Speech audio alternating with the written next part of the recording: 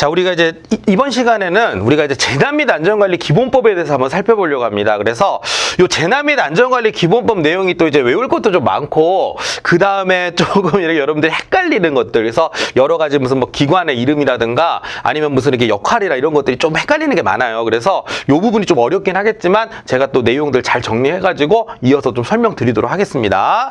자, 그럼 1번 문제부터 한번 보도록 할게요. 자, 1번 문제 보시면 재난 및 안전관리 기본법 상 용어 정의에 관한 내용인데, 그렇죠. 또 우리가 용어 정의를 그냥 넘어갈 수는 없죠. 용어 정의 문제는 이 교수님들이 내기가 편하세요. 왜냐면 용어 정의는 그대로 그 내용에 있는 걸 딱 준 다음에 살짝 말만 바꿔서 내면 뭐 이건 뭐 이의제기가 걸릴 필요도 없고 깔끔하거든요, 문제가. 그래서 이거 내가 나올 확률이 높다고 생각하고 한번 보시면 되겠습니다.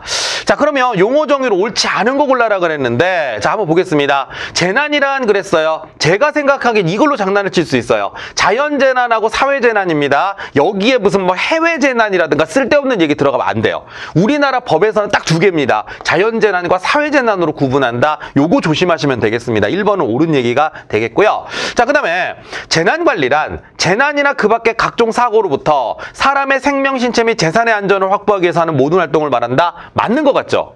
뭐 그냥 그런 거 아닌가? 아니에요. 제가 딱 찍는 거 알려드릴게요. 이렇게 읽어보시다가 안전이란 말이 나오면 무조건 안전이 우선이에요. 재난관리가 만약에 나오려면 교재 보시면 아시겠지만 재난관리를 설명할 땐 재난이란 말밖에 안 나와요. 뭐 재난의 예방, 대비, 대응, 복구를 위한 모든 활동을 말한다. 끝.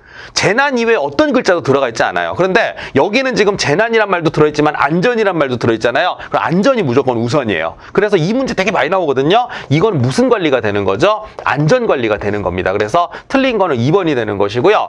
안전기준이라는 말이 나오는데 이거 만약에 장난친다면 이걸로 낼 거예요. 안전기준은 대통령령으로 정하거든요. 근데 이걸 갑자기 무슨 뭐 행정안전부령으로 정한다. 아니 뭐 행정안전부 장관이 정한다. 아닙니다. 이 지금 안전기준, 안전이 무조건 우선이라 그랬죠? 대통령령으로 정한다는 거, 요거 좀 포인트로 잘 봐두시면 좋겠고요.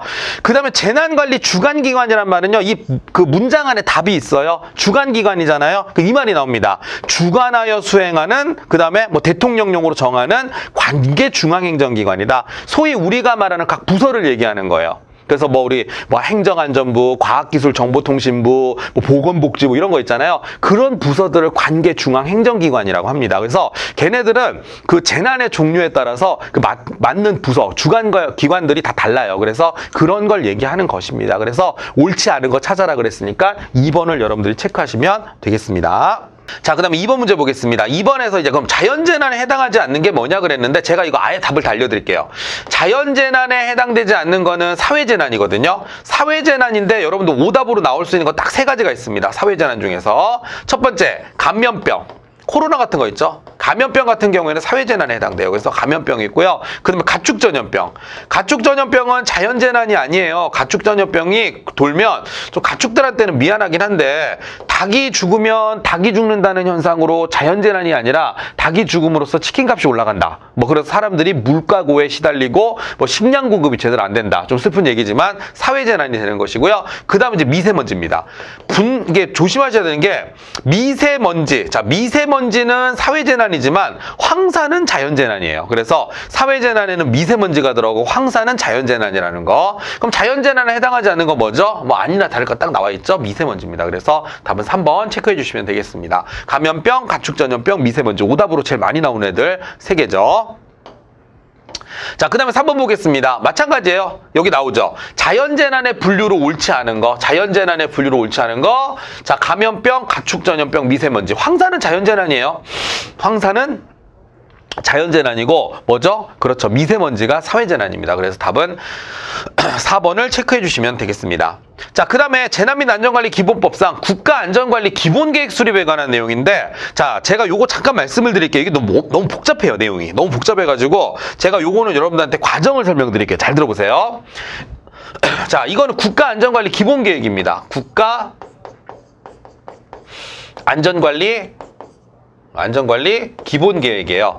자, 국가안전관리 기본계획인데, 기본계획인데, 이 기본계획이죠? 요 기본계획은 누가 짜는 거냐? 자, 첫 번째, 국무총리가 뭐를 하느냐?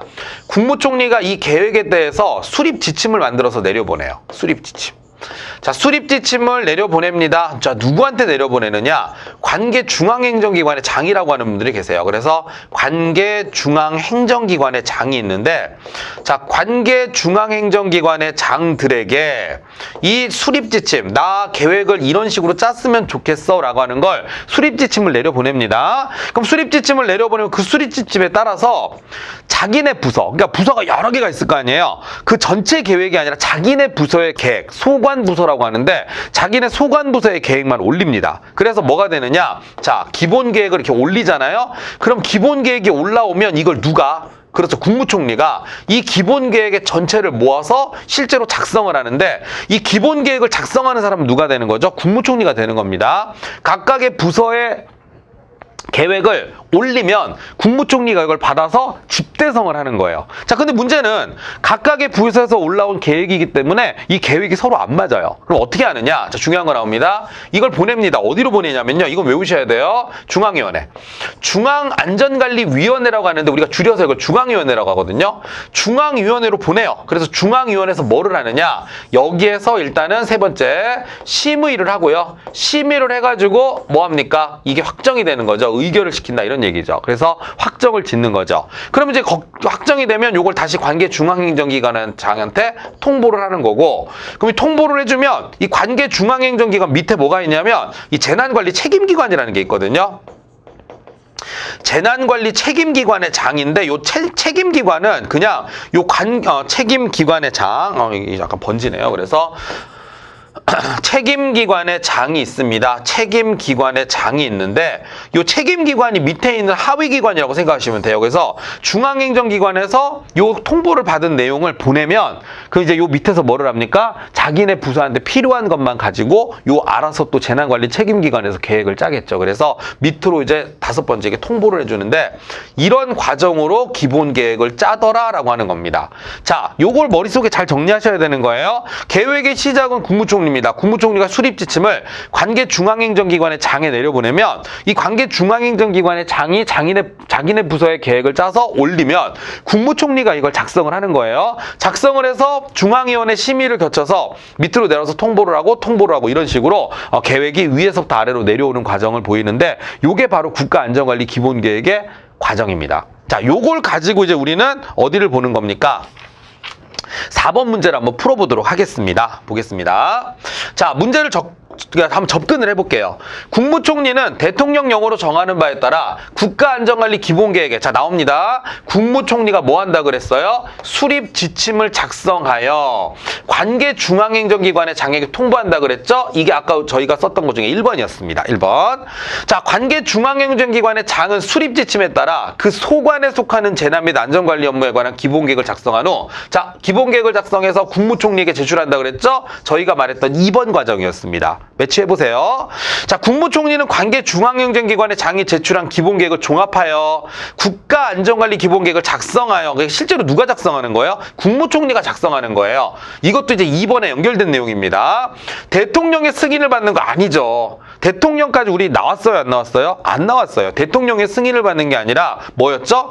중앙위원회 심의를 거쳐죠. 중앙위원회. 참, 문제 잘 냈어요. 그래서 중앙위원회의 심의를 거쳐. 자, 심의를 거쳐서 뭐 합니까? 그렇죠. 확정을 합니다. 그래서 의결한다고 했죠. 확정을 해가지고 뭐 합니까? 이거를 관계 중앙행정기관의 장에게 통보하는데 요게 3번 내용이었어요. 그죠? 우리가 적었던 그림 중에. 그 다음에 중앙행정기관의 장은 확정된 국가안전관리 기본계획 중 자기네 소관사항을 어디? 그 밑에 또 부서가 있었죠. 재난관리 3번하고 4번까지 갔었죠. 내용이. 그리고 이거를 그 관계 재난관리 책임기관의 장에게 통보한다 그랬죠. 이게 우리가 쓴 것 중에 동그라미 5번에 해당되는 내용이었습니다. 그래서 답은 몇 번입니까? 3번인데 이런 건 단순 암기가 아니죠. 저도 왜 그럴 때 있잖아요. 제가 뭐 건축법 같은 경우에는 자, 이거는 앞으로 그렇게 할 건데 뭐 이건 좀 외우세요. 이건 숫자가 이겁니다.